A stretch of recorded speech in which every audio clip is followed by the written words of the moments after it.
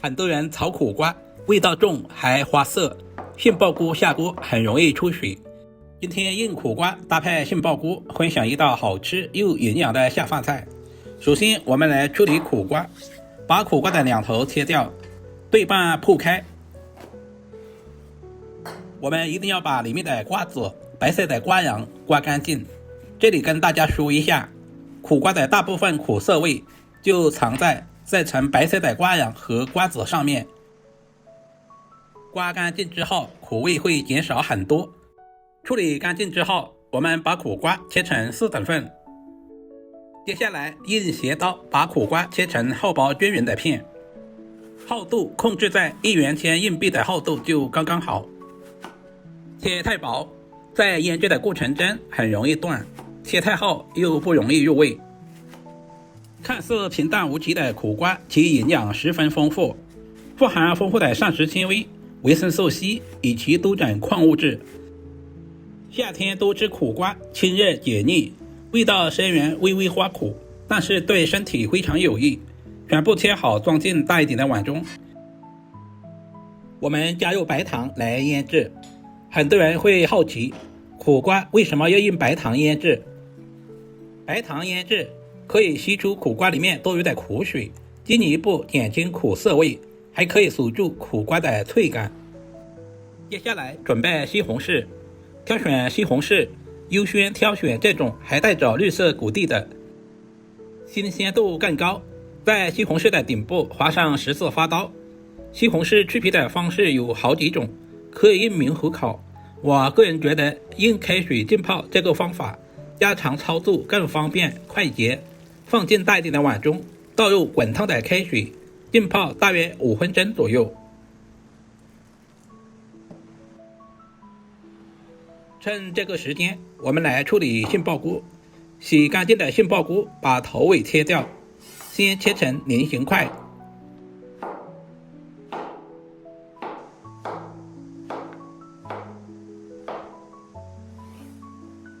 然後再切成菱形薄片。和大家說一下杏鮑菇的營養。杏鮑菇肉質厚實，被稱之為素鮑魚，含有豐富的膳食纖維、多種氨基酸，有杏仁的香味和鮑魚的口感而得名。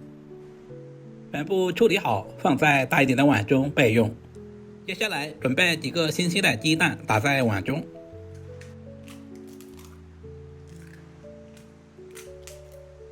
加入少許的食鹽提前入下底味，少量的白醋去除蛋腥味，用筷子充分攪拌均匀，使蛋黄和蛋白完美的融合。攪拌至用筷子挑不起来，沒有大一點的雞蛋塊就可以了。簡單準備一些配菜，準備1顆孤獨的蒜，首先切成薄片，再切成小條，最後切成小丁。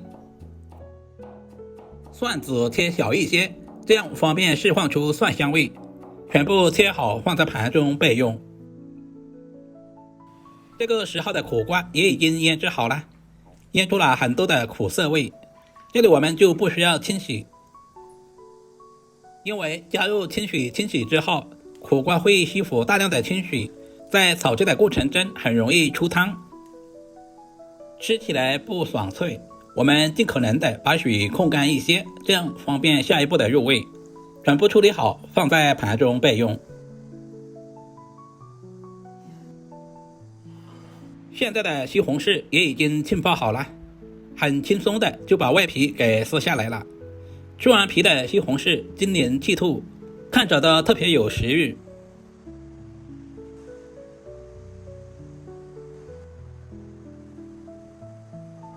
接下來對半切開，中間的硬心比較硬，我們一定要處理一下。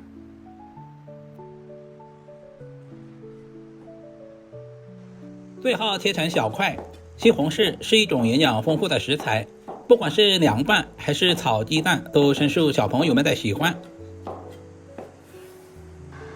全部切好，放在盤中備用。所有食材準備好，提前準備1鍋開水，加入小半勺的白糖，用勺子充分攪拌至化開。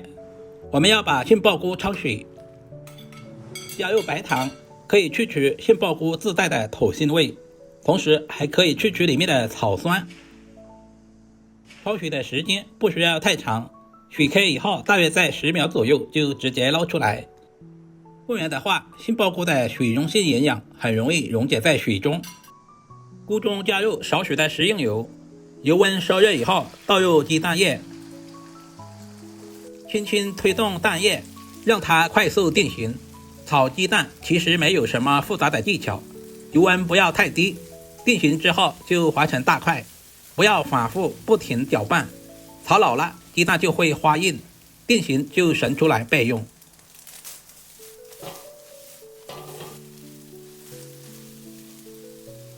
另起鍋，加入少許食用油，下入西紅柿丁，快速翻炒均勻，把西紅柿炒出紅紅的湯汁。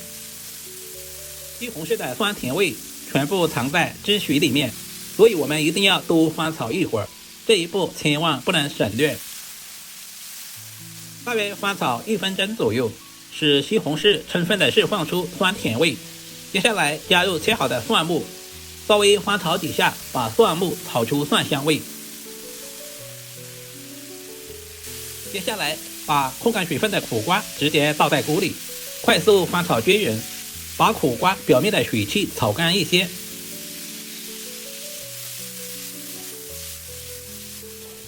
接下來加入少量的溫水，因為苦瓜的質地比較硬，我們要用溫水稍微的燜煮一會兒。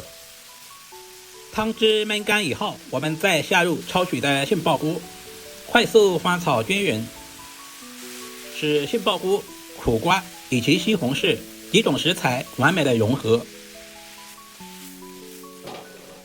接下來簡單調味，加入蠔油、少許的食用鹽。